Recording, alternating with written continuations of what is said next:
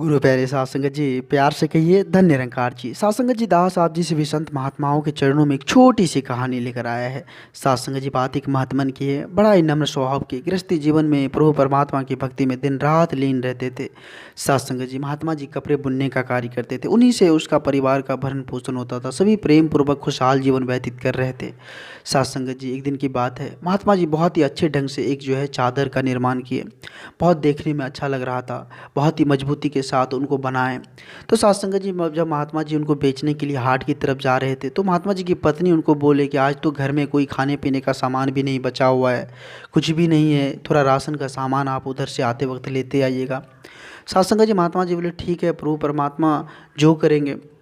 साध संगत जी, फिर भी पत्नी फिर से बोली कि नहीं, आप जो है उसे अगर अच्छी कीमत ना भी मिले तो उसको बेच दीजिएगा, क्योंकि घर का सारा सामान ख़त्म है, कोई भी राशन का सामान घर में नहीं है। घर में बच्चे हैं, बुजुर्ग है, वो भूखे तो नहीं रह पाएंगे। आप जो है अच्छी कीमत ना भी मिले तो उसको बेच कर थोड़ा राशन लेते आइएगा।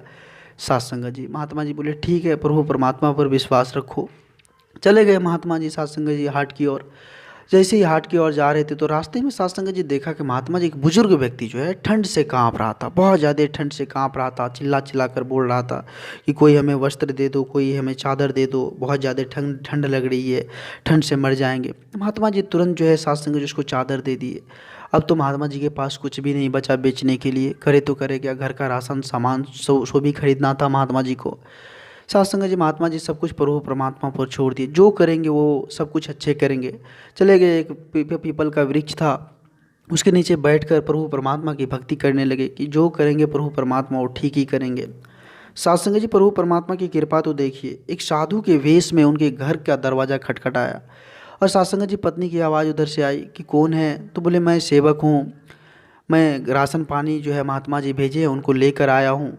अब तो साध संगत जी जो है घर जो सुना सा पड़ा था, घर में जो राशन अब रखवाने लगे, जगह भी कम पड़ने लगी, इतना सारा राशन वहाँ आ गया।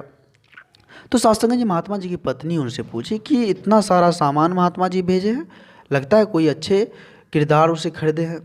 तो साध संगत जी उससे बोले हाँ, बहुत सारे राशन है और ज़्यादा राशन है, आप रखवाएंगे कहाँ बताइए। बोले नहीं नहीं, बहुत ज़्यादा राशन हो गया, आप तो जगह भी कम पड़ रही है, आप जो है महात्मा जी को आने दीजिए, उसके बाद और सारा सामान जो बाकी है वो रख देंगे। साध संगत जी, अब तो शाम ढलने वाली थी, महात्मा जी अभी तक नहीं पहुँचे थे। अब तो साध संगत जी परिवार उसको खोजने के लिए निकल पड़े कि आखिर महात्मा जी कहाँ हैं। तो सेवक जो था साध संगत जी बोले कि वो पीपल के वृक्ष के पास महात्मा जी है। गए तो महात्मा जी जैसे ही देखे कि पत्नी है, बच्चे हैं, सभी आ रहे हैं खोजने के लिए, उनको लगा कि ये लोग जो है भूख लगा हुआ है, हो सकता है भूखे हैं, इसलिए हमें खोजने के लिए यहाँ तक आए। साध संगत जी महात्मा जी के पास गए तो उनके चेहरे की ललाट को देखकर, अपनी पत्नी अपने बच्चे की खुशहाली को देखकर महात्मा जी आश्चर्यचकित हो गए कि आखिर ये क्या। उसकी पत्नी बोलने लगी कि इतना सारा सामान भेजना ज़रूरी था क्या, और कुछ कल भी ले सकते थे, दूसरे दिन भी ले सकते थे, इतना सारा सामान आप भेज दिए। साध संगत जी, प्रभु परमात्मा की कृपा को देखकर वो आश्चर्यचकित रह गया कि आखिर ये कैसे। साध संगत जी, वो खिलखिला कर हंसने लगे और प्रभु परमात्मा का शुक्रगुजार करने लगे कि हे परम पिता परमात्मा, आप धन्य हैं। तो साध संगत जी, उसकी पत्नी बोली कि आप कैसी सरकार को जो है आप अपना चादर बेचे जो इतना सारा राशन लेकर वहाँ पहुँच गए। साध संगत जी, महात्मा जी बोले वो सरकार ही ऐसी है, जब देना शुरू करता है तो लेने वाले थक जाते हैं, उसकी बख्शिश कभी ख़त्म नहीं होती, वह सच्ची सरकार की तरह सदा कायम रहती है। साध संगत जी, दास साहब जी सभी संत महात्माओं के चरणों में एक छोटी सी कहानी रखा। और साध संगत जी, प्रभु परमात्मा पर जब विश्वास रखेंगे तो वो सब कुछ ठीक ही करेंगे।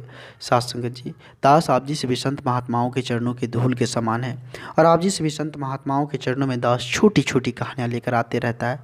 आशा है आप जी सभी संत महात्माओं को यह स्टोरी या कहानी अच्छा लगा होगा। अगर अच्छा लगे तो सभी संत महात्माओं के बीच शेयर करें और दास के चैनल को सब्सक्राइब करना ना भूलें। साध संगत जी, प्यार से कहिए धन्य निरंकार जी, धन्य निरंकार।